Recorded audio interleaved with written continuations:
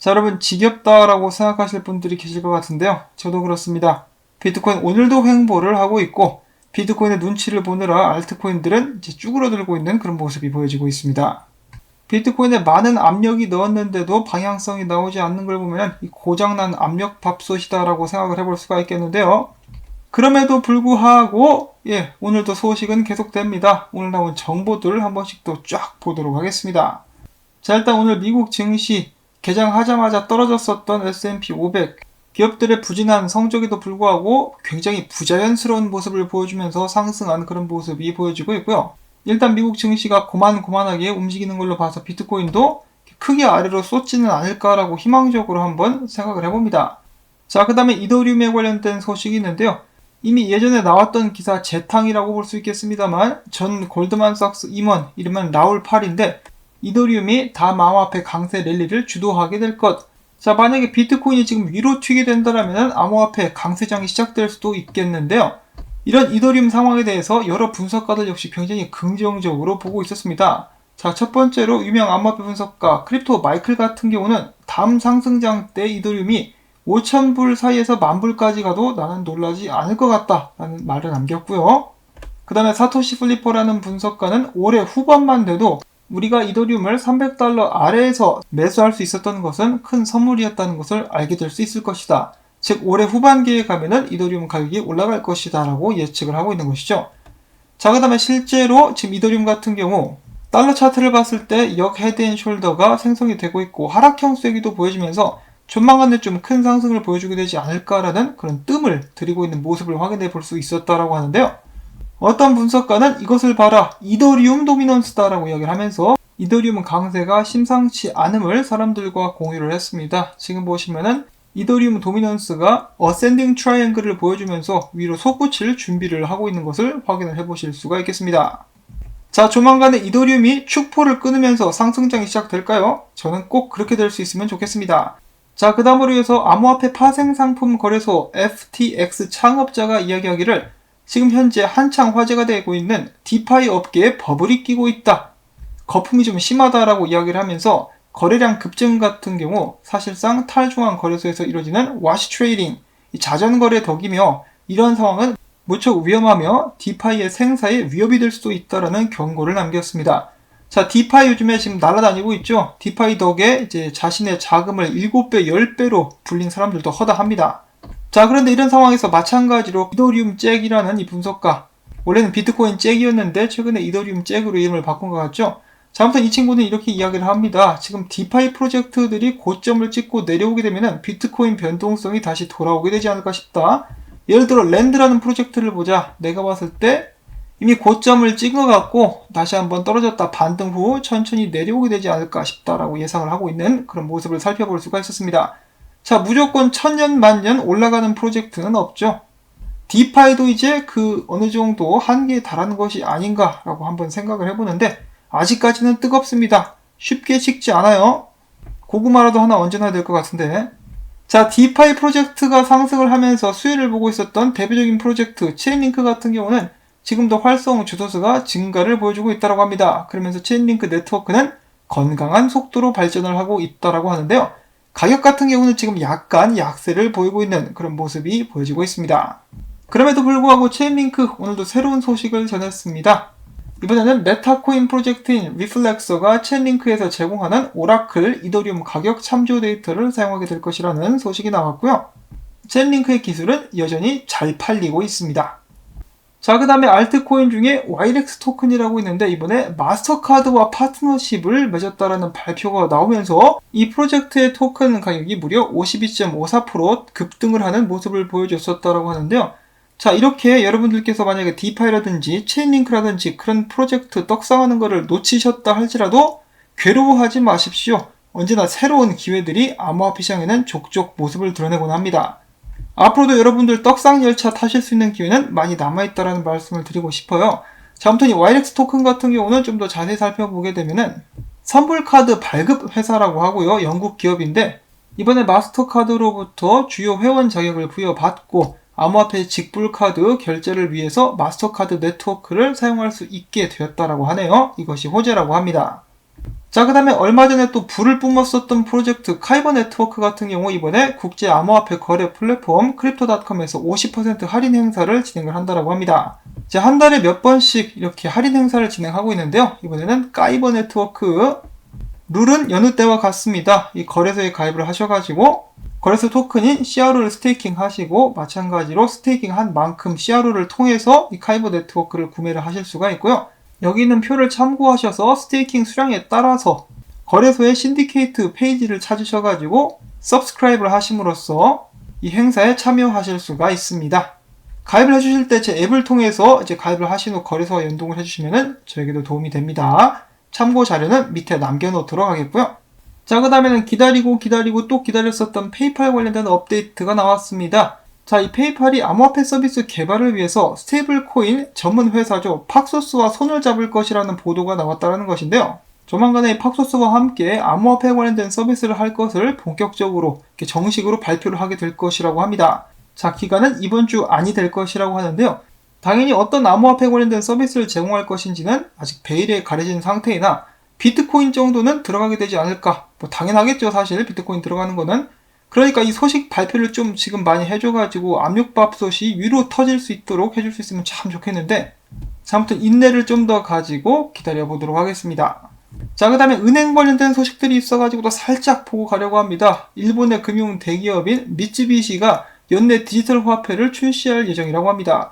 이 미쯔비시의 디지털 화폐 같은 경우는 리크루트 그룹과 제휴해서 발행될 예정이고요. 처음에는 일단은 리크루트 웹사이트에 올라있는 회원 기업들을 위한 스마트폰 결제 앱에서만 시범적으로 사용이 될 예정이라고 합니다. 그렇게 해서 성공적이면 사용처를 더 늘려가게 될 것이라고 예측을 해볼 수가 있겠고요. 자, 그 다음에 스탠다드 찰터드, 엄청나게 큰 은행이죠. 얘네들이 이제 뭘 하느냐? 바로 암호화폐 수탁 서비스를 제공하겠다라고 밝혔습니다. 빠르면 올해 안에 파일럿 솔루션을 출시하게 될 것이라고 하는데요. 자, 은행들도 더 이상 암호화폐를 외면할 수만은 없다. 왜냐? 돈이 되니까. 돈이 있는 곳에 그들이 있다. 은행이 갑니다, 여러분.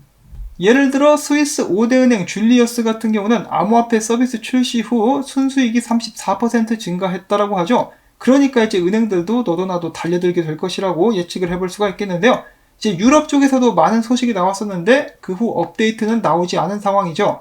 조만간에 은행이 암호화폐 관련된 서비스를 하겠다라는 소식들이 쏟아져 나오게 되지 않을까 싶습니다. 그렇게 되고 나면은 그제서야 한국에서도 은행들이 암호화폐 관련된 서비스를 제공하겠다라고 나서게 되지 않을까 싶습니다.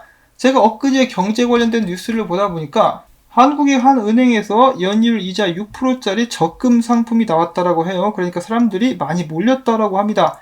제가 그것을 보면서 생각했던 거, 지금 여러 플랫폼에서 스테이블 코인을 스테이킹 하면은 10% 이자를 주는 곳들이 꽤 있는데요. 그것도 10%를 달러로 받습니다. 그런데 6% 원화를 받는 걸 가지고 이렇게 기뻐하다니 역시 정보가 힘이다라는 생각이 들었는데요.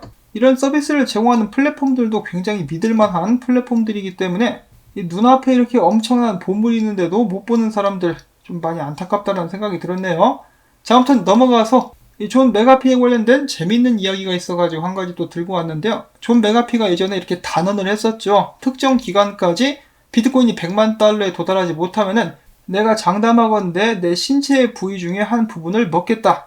그 부위가 어느 부분이었느냐? 제가 방송에서 말씀을 드리기는 뭐한데 이거였었죠. 이거를 먹겠다라고 이야기를 했는데 가격이 100만 달러 오르지 못했습니다. 그러자 트위터상에서 사람들이 캡처를 해놨다가 메가피를 압박을 하기 시작하는 거죠. 이렇게 약속했었지 않느냐. 그랬더니 이제는 그냥 농담이었어. 새로운 사용자들을 끌어들이기 위한 책략이었어 라고 하면서 말을 바꿨다라고 하네요. 이 사람이 말을 할 때는 신중하게 해야 되겠죠. 자, 그 다음에는 온체인 데이터 분석업체 웨일 얼럴트가 이제 재밌는 분석을 내놨습니다. 사토시 나카모토의 누적 채굴량이 112만 5,150개의 비트코인에 달한다라고 분석을 한 것인데요. 사토시가 사실 51% 공격으로부터 네트워크를 보호하기 위해서 지속적으로 이렇게 채굴량을 유지하는 것은 아니었을까라고 분석을 내놨다라는 것입니다. 이왕이면 사토시가 들고 있는 이 물량들 영원히 잃어버린 채로, 이 보물섬처럼 잃어버린 채로 남았으면 하는 그런 바람을 가져봅니다. 자, 그 다음에 재작년이었었죠. 블록스트림에서 이 비트코인 위성을 이제 하늘로 쏘아 올렸습니다. 그래서 이번에 드디어 인공위성을 통한 첫 비트코인 거래를 성사시켰다라고 하는데요. 우주 비행사가 비트코인을 받은 것은 이번이 처음일지도 모른다라고 그들은 이야기를 했다고 합니다. 실제로 많은 사람들이 위성을 통해서 비트코인을 쏴 올렸는데요. 그러면서 이제 우주로 보내는 메시지다라고 전에 기사가 나오기도 했었죠. 비트코인 아까운 줄 모르고 우주로 보내버린 사람들이 꽤 많이 있었다라고 하는데요. 이 비트코인 ET나 에얼리언 이런 애들이 받고 지구 침공하는 것은 아닌지 모르겠습니다.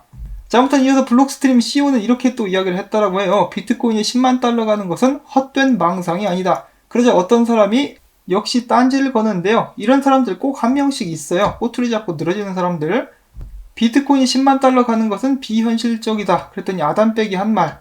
네가 뭘 알아 임마.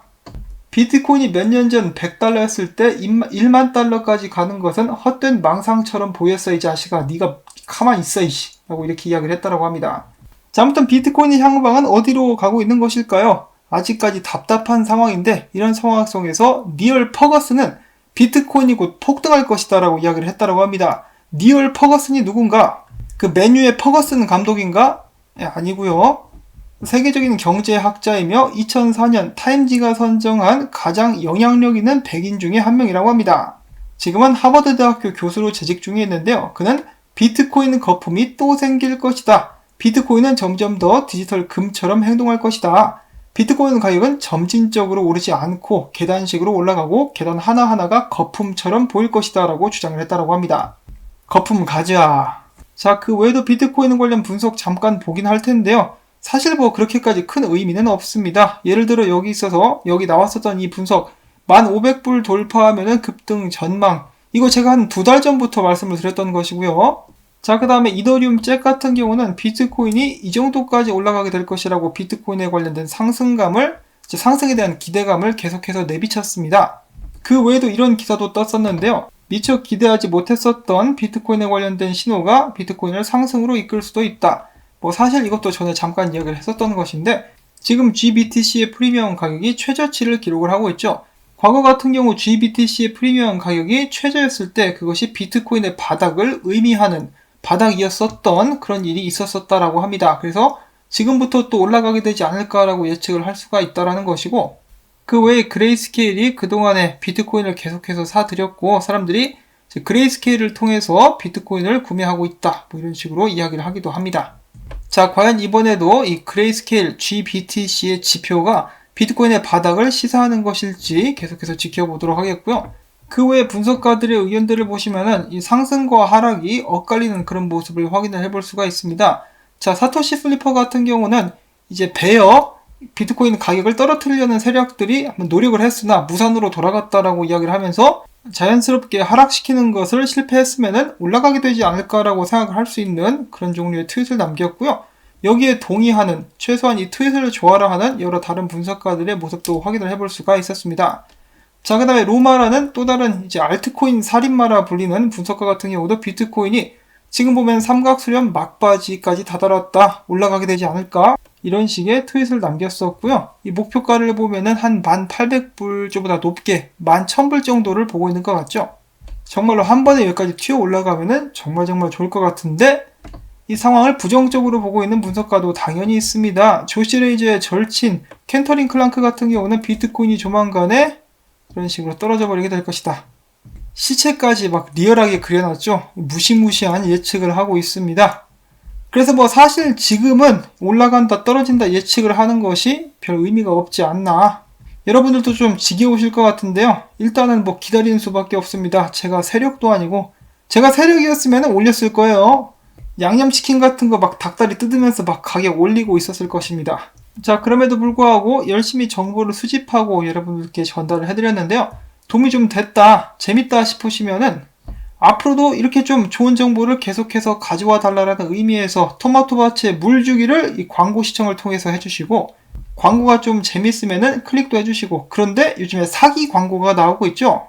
비탈릭을 이용을 해가지고 이제 암호화폐를 보내라. 이거는 완전한 거짓말이기 때문에 절대로 속지 마시기를 바랍니다. 지금 현재 유튜브 및 구글에서 이런 애들 중에 이 사기 광고 방치한 놈들은 확 잘라버려야 됩니다. 완전한 근무 태만이에요. 자, 아무튼 저는 여기서 인사를 드리겠고요. 다시 한번 시청해주셔서 감사드립니다. 오늘도 행복한 하루 되시길 바랍니다. 안녕히 계십시오.